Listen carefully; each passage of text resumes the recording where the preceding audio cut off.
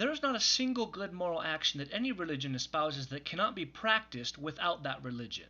And most of you probably realize, well, yeah, that's fairly intuitive, Kyle. Thanks for bringing up the obvious. So why are you wasting my time telling me this? Well, because I hate being happy, I engage with people who believe in God who claim a form of moral superiority over anyone who does not believe in God. If you're as unfortunate as me and tend to bump into people who believe in this silly kind of an idea, I want you to ask them this question. Name the thing. Tell me the good moral behavior that I am incapable of performing because I don't believe in your God. When they inevitably fail to come up with a response that makes an ounce of sense, ask them, so what does this then mean about your assertion that only believers can be good, decent people?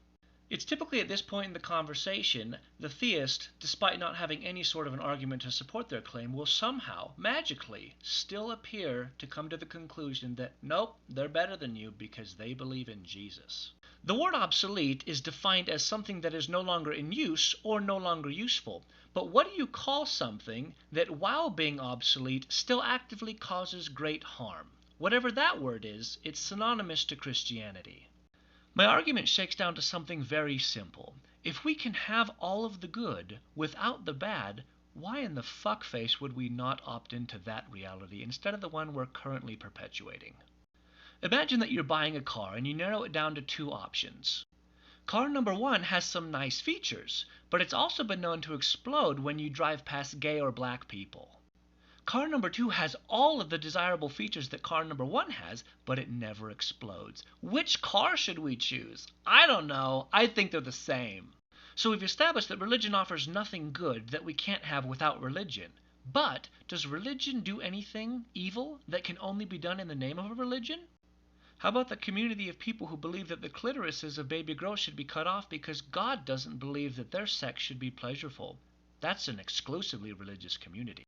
How about suicide bombing? I don't see many atheists engaging in that practice. How about murdering people because they drew a cartoon of your prophet? How about the subjugating of women for thousands of years because the sky man favors men?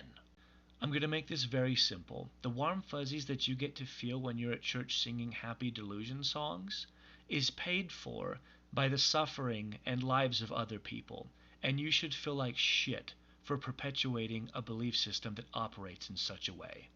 I've grown tired of having conversations with delusional people who need to believe that they're somehow more important than everybody else, despite not being able to offer up a single sensible argument that would make that the case.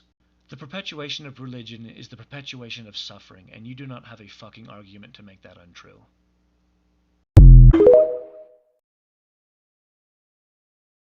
This video has many points in it that are directed towards religion in general, but I will be addressing only those issues that concern with Christianity. And I have identified at least 3 issues that I will address in this video. The first being Christians claiming moral superiority over anybody else. The second, that good moral behavior that an atheist is incapable of because he lacks a belief in God. And the third being that only believers can be good people. Now, starting with the first one, about Christians claiming moral superiority over anybody else. I am really sorry about that, because the Christian lifestyle is all about humility. But you have to understand that Christians are not yet complete products. They still have a few bugs here and there. So you're going to keep meeting Christians who will give you the wrong impression about Christianity. But bad Christians don't mean that Christianity is faulty. Just like bad politicians don't mean that the Constitution is faulty. The value of Christianity is determined by what is written in the Bible and not by the people that read the Bible. Because reading the Bible is one thing and doing what it says is another. You have to remember that human beings have free will. Now, about that one good moral behavior that atheists are incapable of because they don't believe in God. Well, the thing is, as long as you're a human being, you're capable of any good moral behavior. Now, my question to the atheist is, since you are capable of any good moral behavior, do you consider yourself a good person? And I'm sure the answer to that will be a no. Ask anybody whether they are good, and they will tell you that they are not. Maybe they try to be. So as human beings, we are all capable of any good moral behavior. But then none of us can call themselves good. What does that mean? It means that today you may fail in patience, tomorrow you may fail in kindness, the other day you may cheat or you may lie. It is not usually one good moral behavior that is the problem, as atheists conveniently love to think. So whether you believe in God or not, we all have those moral imperfections that can ruin our lives, and no one can tell us what they are. That is why as Christians, we need Jesus to help us deal with these issues. Maybe at some point science will come up with a way of helping human beings achieve moral perfection. But when that happens, I'm guessing it will all be about money, and not everyone has the privilege of having a lot of it. But if you rely on Jesus, he puts you first. I mean, he laid down his life for his enemies. Which scientist would do that for you? Now, how about the fact that only believers can be good? Well, let's take honesty as an example.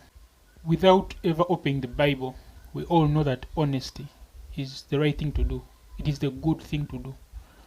Now, what happens when honesty is a test? What happens when honesty has no immediate reward? When dishonesty has no punishment to it? Imagine a situation where you would gain something valuable, like a job, by being dishonest, and no one will ever have to find out about it. Or imagine a situation whereby you would lose something very valuable, like a job, because you have to be honest. This is where the mechanisms of Christianity come in handy, because God promises to reward the good done in secret and punish the evil done in secret. Actually, Jesus cautions his followers not to show off while doing good, so that their Father, who sees what is done in secret, will reward them. All good things have to be rewarded, or else we lose the incentive to do them. Now, in the atheistic worldview, who punishes the evil done in secret? Who rewards the good done in secret? Who is going to ever punish our world leaders for the evil done in secret? And it is a lot. You think the justice system they've built will help? Without God, so much evil goes unpunished, so much good goes unrewarded. Actually, if atheists really cared about morality and justice, they should really hope that God is real and life after death is real. Because God promises justice beyond the grave. Without God, all the evil that has been done in secret, and it is a lot, goes unpunished. So of the two systems, atheism and theism, which do you think gives a better incentive for doing good? Of the two systems, which is going to produce the better results as far as morality is concerned? So anyone can be good. But the question is, what happens when you really turn up the pressure? Thanks for watching.